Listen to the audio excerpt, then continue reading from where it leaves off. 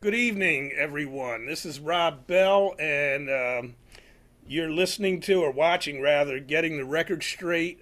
This is our Truth to Power segment, and as you may know, I usually do one of two segments, something that's more politically oriented, and then we try to do something that's artistic and dealing with some of the more progressive artists that are out there in the black community.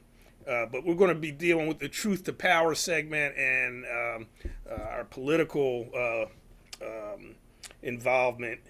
And I have as a guest this evening a gentleman by the name of Mark Fancher.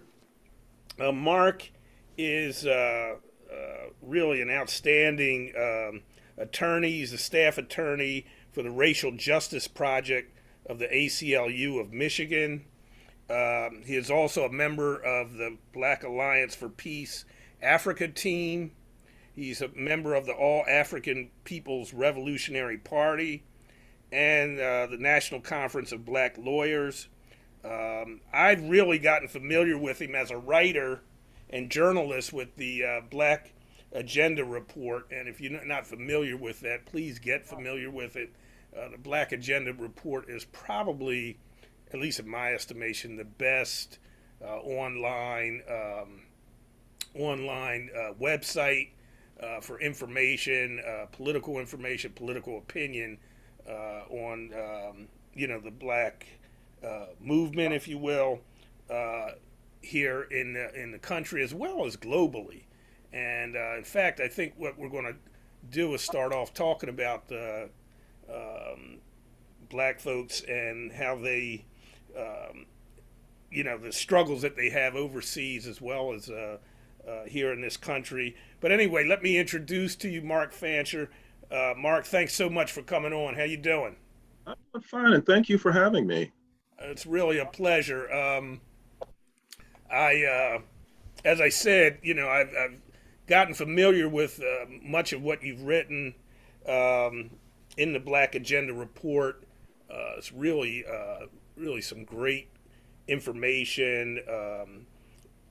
Some of the most astute uh, um, opinions and well researched material that I've seen in a while. I do have to ask you something. I came across, I was doing some research on you and some background, and I came across something that really kind of struck me as somewhat amusing. And in something I read, it said that you regained your pride in your African identity after undergoing drop squad rehabilitation. What was that? You or, I don't know anything about that. regained? I thought I got that from somewhere. Well, um, I don't know where this reading Maybe came that from. maybe that came from one of my critics. I don't I don't have a memory of that. Okay. Yeah. Well, let's drop that then. But I do want to move into the your most recent article for the Black Agenda Report, and it's on Ethiopia, and I think it's titled "The Deadly Destructive Costs of Ethiopia's Illusory Independence."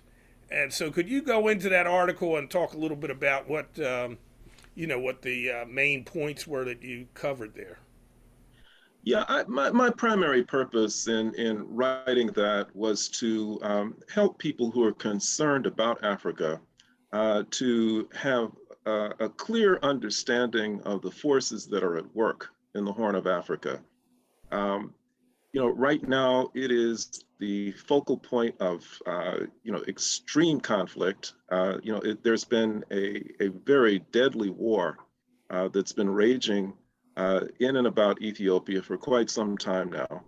And it has become very difficult for many, including me, to sort out who's for what, whose interests should be supported, who's responsible for misdoings, if any. It's a very, very complex situation.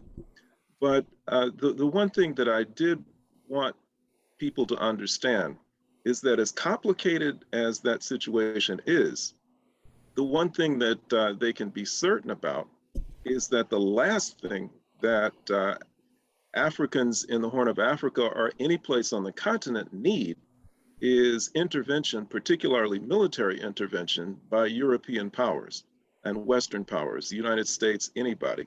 That uh, what we're witnessing right now is the end product of many, many years of intervention by Western colonizers and Western imperialists.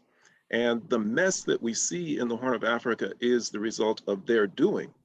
And you can't send in somebody who's made the mess to try and clean up the mess unless they're committed to cleaning up the mess. And the one thing we're clear about is that imperialists really benefit and profit from having conflict and division on the African continent.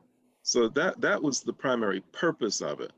And as a first step in understanding it, I thought it important to help people to understand that much of what we know about Ethiopia is myth and legend.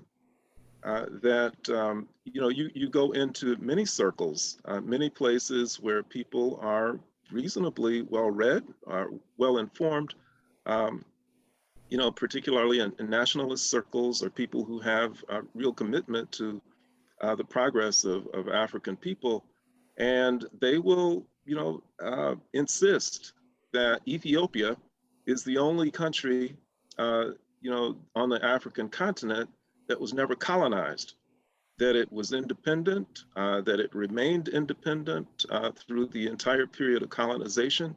And it is the one bright spot on the African continent where African people managed to hold off the colonizers, managed to hold off Europe and the imperialists. And, I think that the facts really suggest just the opposite, that Ethiopia was immediately the target of colonizers, right from the time that Europe first went in and started scrambling for Africa in the 1800s, leading up to 1884 and 1885 when they sat around a table in Berlin Mm-hmm. and you know, divided Africa up, for different European countries to colonize. Right from the start, uh, Ethiopia, the Horn of Africa, that region was you know, the focus of much of their attention, and they did everything they could to dominate and control and manipulate. It's just that they were very clever about the way that they did it, and it created the illusion of this independent country, but it really has never been outside of the grip of Western powers. And so there's a myth then surrounding also Haile Selassie and his leadership and control of the country. Yes, in the late 1800s, the I mean, Ethiopia, as a country, as we know it now, is not something that has always been there. Mm-hmm. It sort of came into existence by virtue of European intervention. There was Abyssinia, and it's a large cluster of little ethnic and national kingdoms and groupings and communities and nations in that region. But Abyssinia became the focus of European attention. And one of Selassie's predecessors, Menelik, in the 1800s, gained the support of France because France was interested in controlling that region, particularly because of the Suez Canal and their interest in controlling that region for purposes of trade and shipping and that kind of thing. Britain also wanted to control it. And so France got behind Menelik and wanted to make him essentially their guy in that region. Britain got behind another leader of another community, Johannes, and they were really competing. They were like proxies in this contest between Britain and France. So, you know, Italy also wanted in on the action. and they tried to back Menelik, but France kind of squeezed them out. So you had this contest that was going on between these three countries for quite some time, and you know eventually Menelik won out. The country of Ethiopia came into existence, but it engaged in an extended process of gobbling up all of the neighboring kingdoms and communities and nations, and consolidating them into this state entity called Ethiopia.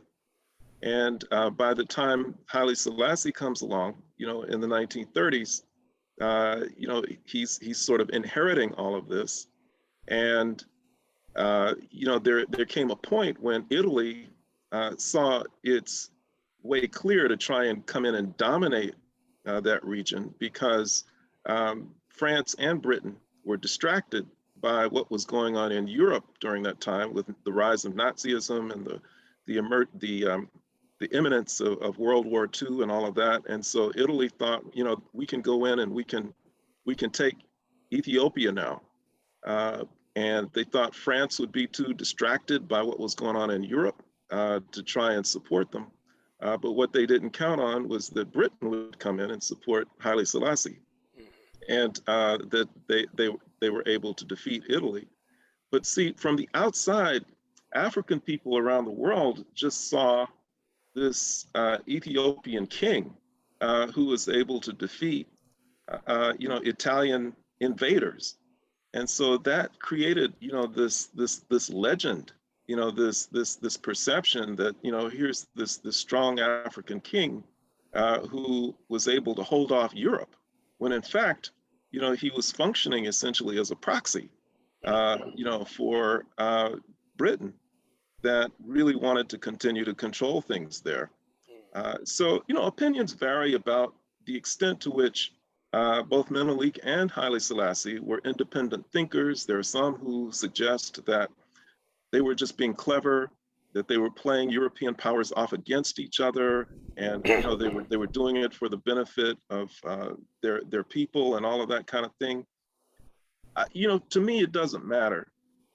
You still have, in reality, these Western powers that are involved in a place where they shouldn't be. Mm-hmm. And in the process of being involved, they're creating terrible messes. Because one of the worst things about colonialism, wherever it happens, whether it's in the Horn of Africa, or whether it's in Southern Africa, or whether it's in West Africa, wherever it is, colonizers don't really care about the people who are impacted by this. They don't look at a region and say, well, this ethnic community is at war or has conflict or tension with this neighboring ethnic community, and so therefore we should not consolidate them. If they see it in their interest to consolidate these communities, then they come together no matter what, and you just create an explosive situation, because you've got communities that have pre-existing tensions that now are forced to live within a presumed or a purported new country, and they both want control of it, or they want to advance their own interest, and that's how you get these wars and these conflicts. And it's you see it all over Africa, and it certainly is happening in Ethiopia, or in that region, because they've consolidated so many different little communities and nations and kingdoms, and none of the, few, if any of them, wanted to be part of this, but it was, sort of by force. And it seems like all we get here in this country is, certainly on the mainstream, in the mainstream media, is misinformation. You basically hear that the Tigray region and those folks are, just innocent bystanders, and the Abiy Ahmed government, are the, perpetrators of all this violence.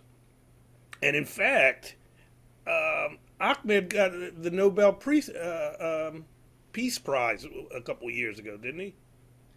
I'm not sure about that, but if he did, I've never used that as an indicator of uh, virtue. Mhm. I mean, Well, I mean, because I think he yeah, did bring together, sign a peace accord with Eritrea and yeah, Ethiopia. So they have been, I think, trying to do some things in terms of tamping down the, you know, animosity that may have been, between those two countries.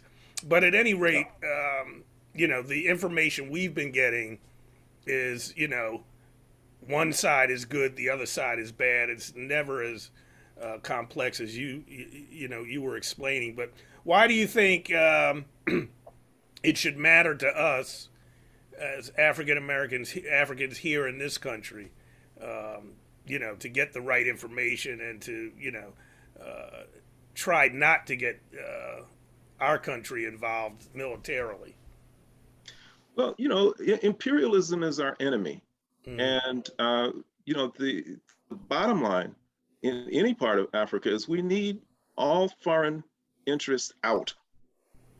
None of them have any business being there, and they've been there and they've created terrible problems, and they're the last forces that we want trying to fix those problems. Mm-hmm.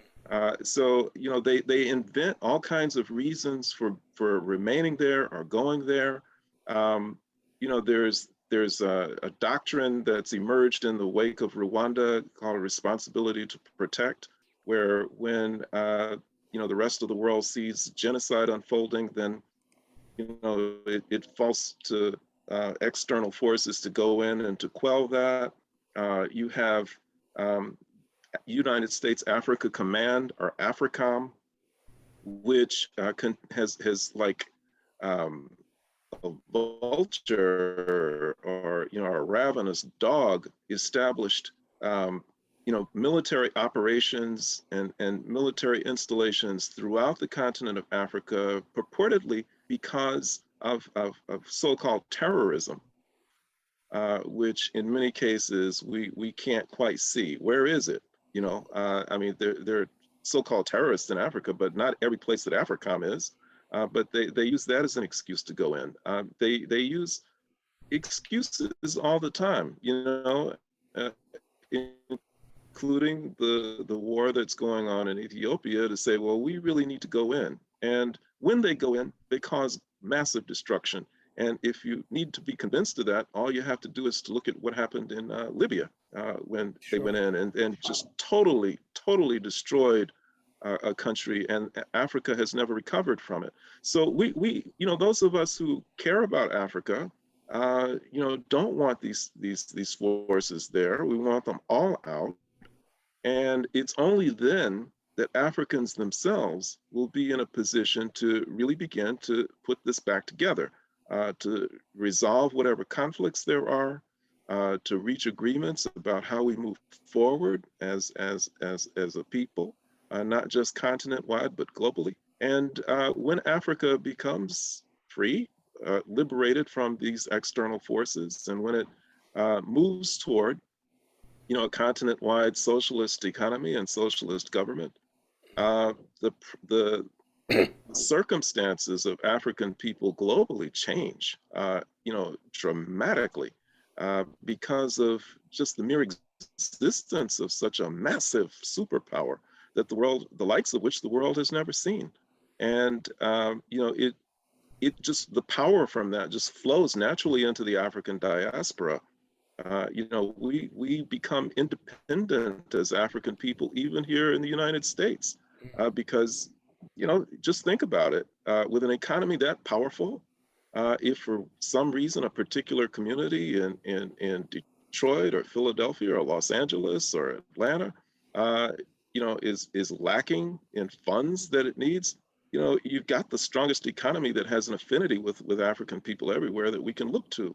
If we're threatened by police or the military or anybody, you've got, the strongest military in the world that's there, that's got your back. So, we would be looked upon with a new level of respect, if that were to happen. So, we have to make it a priority to drive these forces out. Hmm. Um, I'm just wondering, just curious. You went to Rutgers School of Law, right? That's right. Finished there. Did you have your ideas and opinions, allegiances, for lack of a better word, in terms of your Afrocentricity, if I can use that term, have they evolved? I mean, were you as centered, in terms of Africa and your relationship with the continent, as centered on that when you were coming out of law school, or have they evolved over time in terms of your connection to the continent? No, I've been in this place for a long time. Mm-hmm. I as a kid, I had some concerns and some engagement in activism just on behalf of African people in this country. But really, I became aware of things when I was an undergrad at the University of Tennessee back in the 1970s. Mm-hmm. Um, the University of Tennessee was, as far as we could tell, the only uh, university in the country at the time that had divestment, an anti-apartheid divestment movement that was black led. Mm-hmm. In the 1970s, people don't realize this, but in the 1970s, the anti-apartheid movement, particularly divestment in universities, was really a quote unquote white issue. And we recognized early on that this is something we should be concerned about, and it was quite a militant movement, and it really opened me up personally to looking at the role of Africa and our connection to it, the consequences and implications of it, and also there were all kinds of voices that were coming through the university. Kwame Ture came through. Uh, the you know all of the Black Power you know leaders from the time would Mm-hmm. come through, and I could hear all of their different thinking. And so the All African People's Revolutionary Party was organizing then. So that's when I really sort of um, began to become aware of these things, and I haven't put that down. Mm-hmm. Did you grow up in Tennessee? Yes, I did. I grew up Okay. in Nashville. Uh-huh. Okay. What about you know? I wanted to switch from kind of the global perspective and AFRICOM in particular. You know, before I do though, I was just thinking about how far we've come or how far we've gone back. It's really hard to say right now when you think that I don't know if it was the first head of AFRICOM or the second one. Was actually a black man, a general who graduated from an HBCU, and just the Yeah, Kip Ward. what's it? Pardon me. His name was Kip Ward. He was the Right, first right. guy. Yep. And just the thought of that is just, it's hard to deal with, but it just is an example of just how much we have to overcome. I think in these days and times because, and then Clyburn, one of the few things that he asked of the president when he started was just that we have Lloyd Austin be put in as the Secretary of Defense. That's what he demanded of Biden, and so that's kind of where we are. But looking at the home front here, here in the states, have you done any work? You're in Michigan now. Have you done any work on the Flint situation? Yeah, to some extent. I mean that I I I mean that was the focus of a coordinated effort by a lot of different people and forces, and so I had parts of it and pieces of it that I worked on. Mm-hmm. And the part that I was most involved in was what I regard as the root cause of the problem in the first place, which was the existence of the emergency manager law in the state of Michigan. And the way that that works is that if the governor makes a finding that a particular municipality or a school district is, having severe financial problems, then the statutory framework or the law allows for the governor to pick some private individual to come in and to become a quote unquote emergency manager for that municipality.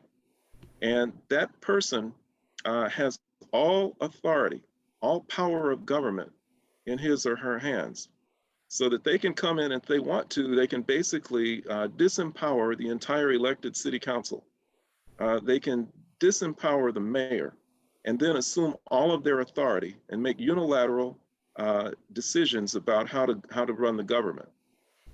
And it is such an offensive tyranny. law. It's worse than that. I mean, as part of the legal arguments that we made, I said that it violated the 13th Amendment because it was in many ways reminiscent of how enslaved Africans were used as political placeholders during when the Article 1, Section 2 of the Constitution was first drafted, and they said that Southern planters could count their slaves as 3/5 of a human being for purposes of apportionment.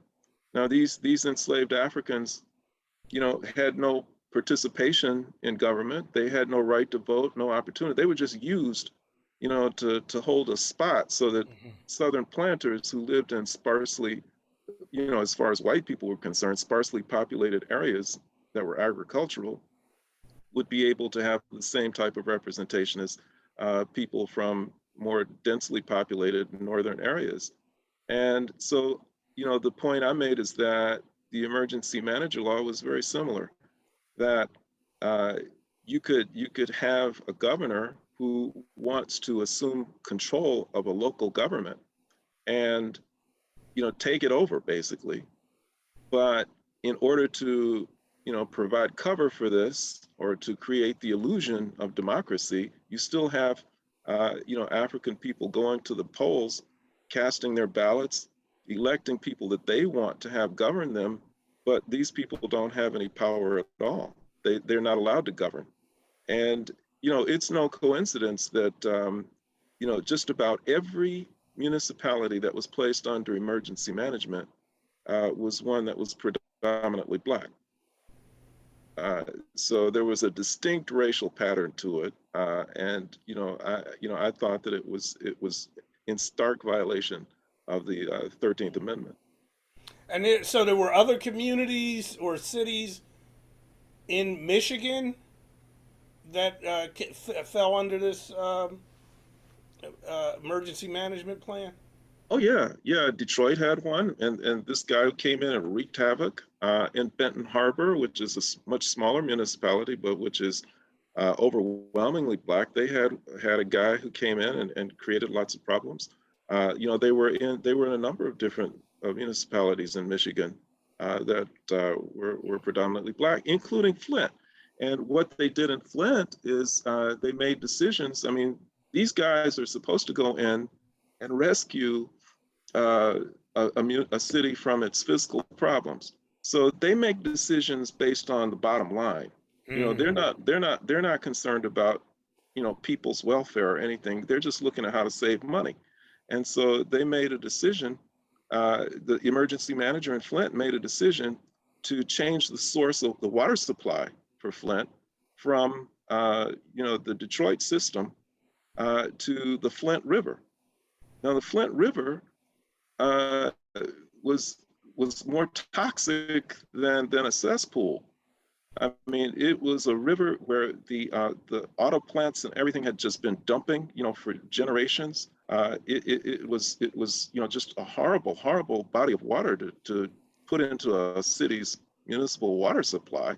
And just to give you an idea of how bad it was, that when that decision to change the source of the water came about, the one of the auto manufacturers that had a plant there said that they needed another source of water because the water that was coming from the system was eating up the parts that they were using.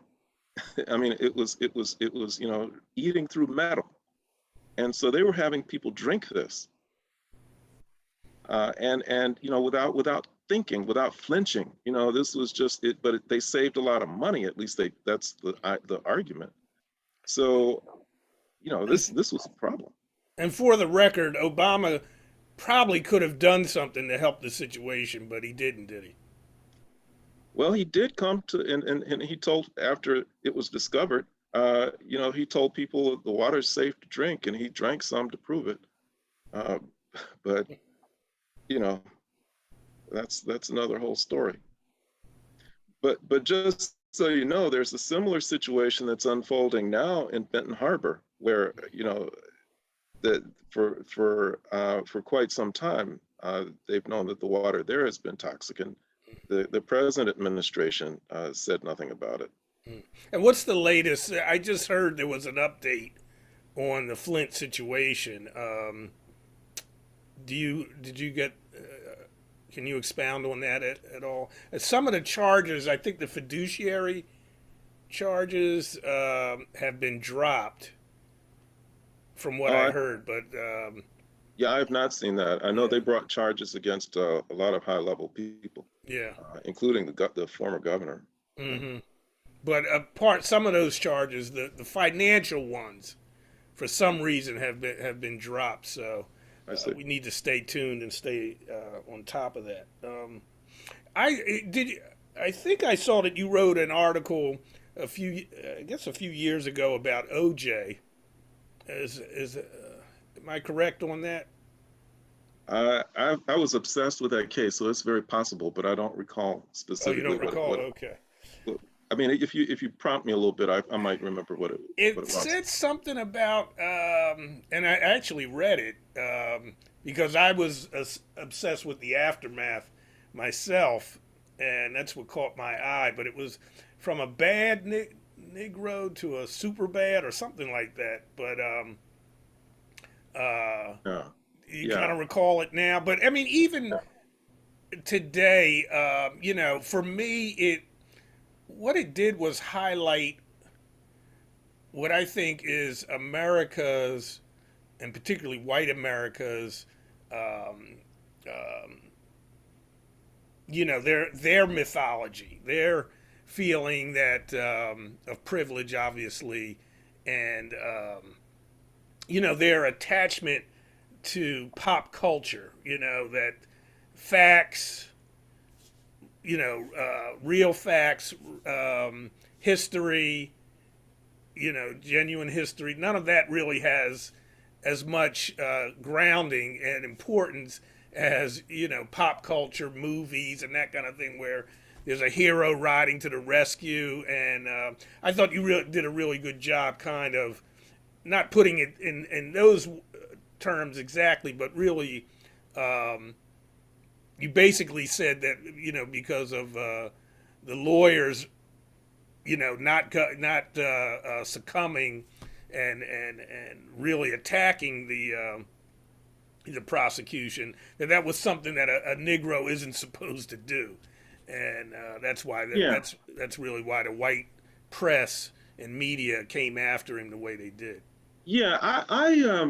I don't remember the details of that piece, but I do know that it was based on a framework that I learned in a Black Studies course when I was in college, and it was the idea that in America you got three types of niggers. You Right. you get That's you got a good nigger, bad nigger, and a super nigger.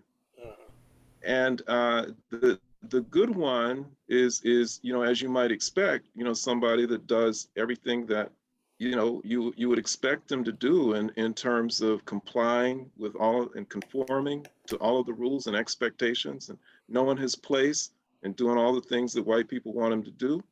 You got the bad one who is what you might expect. This guy could on the one hand be a revolutionary who's trying to destroy everything that white America, holds dear, or he could be somebody who has no political consciousness at all, but is just engaging in taboos, going after white women or doing something like that.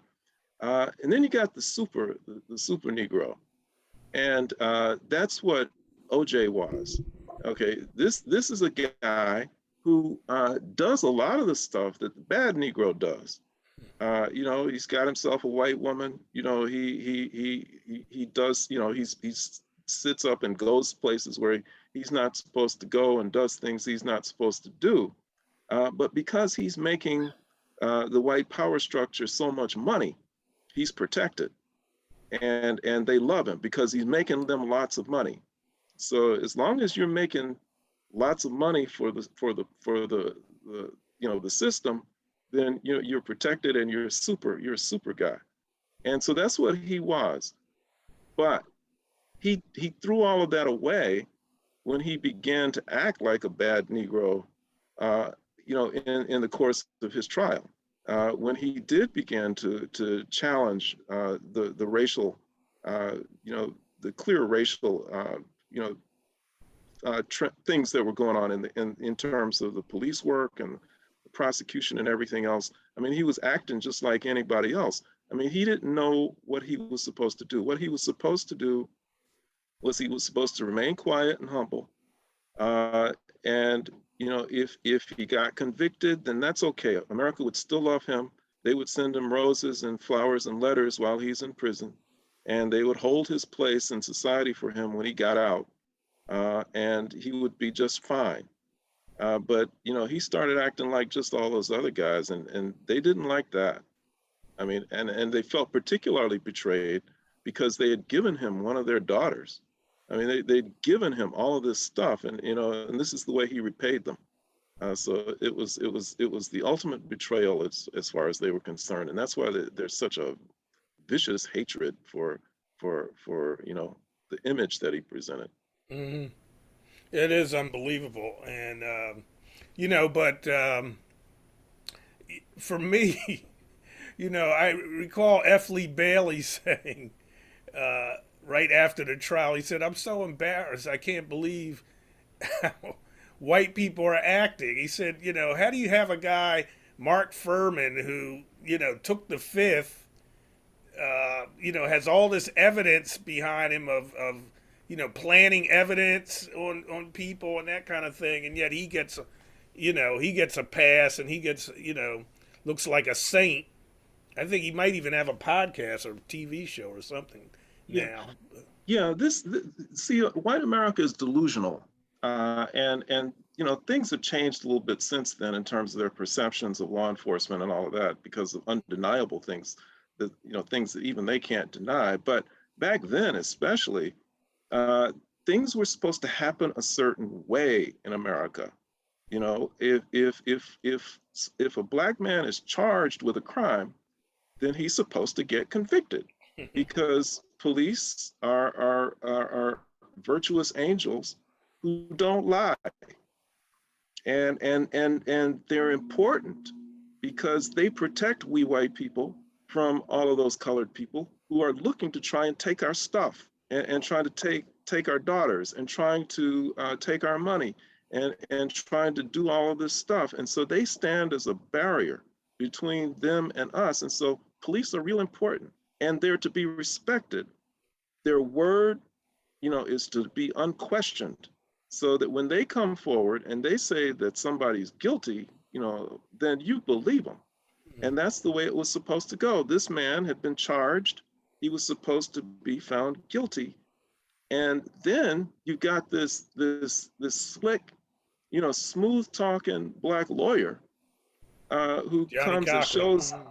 shows everybody up, and it just turned everything upside down, and it just disturbed their sense of the way things are supposed to be, and they don't like that. They don't like their artificial reality to be tampered with, which is why they don't want to talk about reparations. They don't want to talk about anything that has to do with the slave era. They don't want to talk about, current day oppression, systemic things. They don't want to talk about that because it's too disturbing.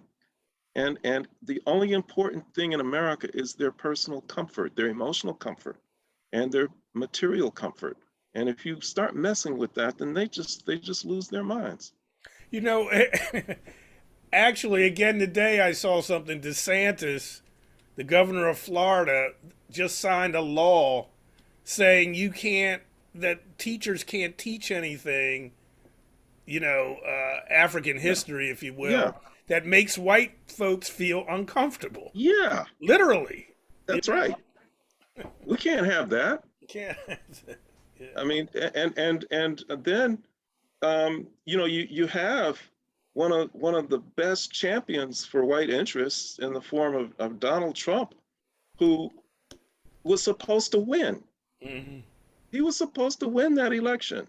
I mean, and so that he could be there to protect white people from all of these brown people coming across the border, and from these black people who keep finding their way into high office when they're not supposed to be there, and from all of these affirmative action people who are taking away good white people's jobs and educational opportunities. Donald Trump was going to do all of that. He was the only guy who was speaking up for the poor, oppressed white workers, the only one. And then they stole the election. That's the only way he could have lost. I mean, otherwise, our reality is shaken up again. In America, this kind of guy is supposed to win. He's supposed to win. And when he doesn't win, then we become emotionally destabilized, and we can't take it. And we can't take it so much that we've got to mobilize, and we've got to go take matters into our own hands and go to the Capitol and just seize it and take control of it because the wrong people are in there. I mean, it's a real mass pathology, and I feel sorry for him on some level. You just finished a book, or you have a book out now, Yeah, Negroes of Friends Village. yeah. Can you talk about that? Oh, sure. I've written a number of things that are nonfiction, but this was my first effort to write a novel, and I call it my love letter to Black folks. Um, I don't know that anybody who's really conscious or politically aware and politically astute will learn a lot from it, but I think that they will enjoy it. It does deal with some hard racial issues and conflicts and tensions that exist in a fictional town called Friends Village, North Carolina, and it's set in 1967 and 1968. And so this was a town that was established in the 1800s by Quakers. And so it has a history of people getting along across racial lines. But there is a cross burning that happens on a Black family's property, and that sets into motion all kinds of things that this town is not accustomed to. Black power advocates and militants come to town, white supremacists come to town, and they're forced to deal with a lot of things they haven't dealt with. But the story for me is less important than the characters who populate that town. So you've got Melvin Harper, who's a Black barber. This man is in his 50s, and he can't keep his shirt tail in his pants, but he still considers himself a businessman, and he always has a toothpick hanging out of the corner of his mouth, except for when he's going to Beulah May Jenkins' house parties, in which case he puts on his electric turquoise suit, his gaiters, and instead of just the regular wooden toothpick, he has a gold-plated toothpick that he puts in the corner of his mouth with a broad brim, bright yellow hat with a feather in the band. You've got Leonard Dunbar, who they call Lenny D, who is a former jazz musician who sort of styled himself after maybe a Cab Calloway or a Duke Ellington. But he's in his late 70s now, and he spends all of his time hanging out in Melvin Harper's barbershop, telling all kinds of preposterous stories about this and that. You've got you've got the kids who are fixated on Converse All Stars, and they spend their time, in the park shooting baskets and talking a lot of stuff. So it's all of these personalities and people that I think all of us have seen wherever we grew up, I was going to say, particularly is if it you. any of it autobiographical at all? It's based on stuff I saw, Yeah. just growing up, and people and personalities, and not any specific people, but just kinds of people, and it's Miss Wanda, who runs a beauty shop, who's mad at Melvin Harper because she's told him that when these sisters come to him to get their naturals cut, that he should send them her way because she wants that business. But he never does. He just goes ahead and cuts their hair anyway. I mean, Mm-hmm. it's all kind of stuff going on, but Mm-hmm. it's fun. And if people want to read it, you can buy it on Amazon. Mm-hmm. And again, it's the Negroes of Friends Village. That's right. Yeah, Negroes of Friends Village. Negroes of All right. Well, Friendsville. I'm going to have to get my copy, and I, you know, encourage all of you who are watching to make sure you get that. And that's by Brother Mark Fancher. And Brother Mark, thanks so much for spending some time with me and with the audience. I really appreciate it. I want everybody, especially, you know, so many people I know, please, check out the Black Agenda Report. Check out the things that Mark writes. It's really great stuff, and you need to get informed. You can't get informed if you're listening to and watching mainstream media. You're going to get propaganda. You need to get the truth, and so please check out people like Mark Fancher and the Black Agenda Report, and get his book, The Negroes of Friends Village. And again, Mark, thanks so much for coming on. Appreciate it, brother. Oh, Sorry I it has been. misquoted that earlier. I'm not sure where I got that from. Oh, I got to research that now. Find out something about myself that I didn't know. But, I don't know. I got uh, to look back and see where I came across that. But at any rate, again, thanks so much. Thanks for the information, and take care of yourself. it's been my pleasure. Thank you so much for having me. All right, now. Okay.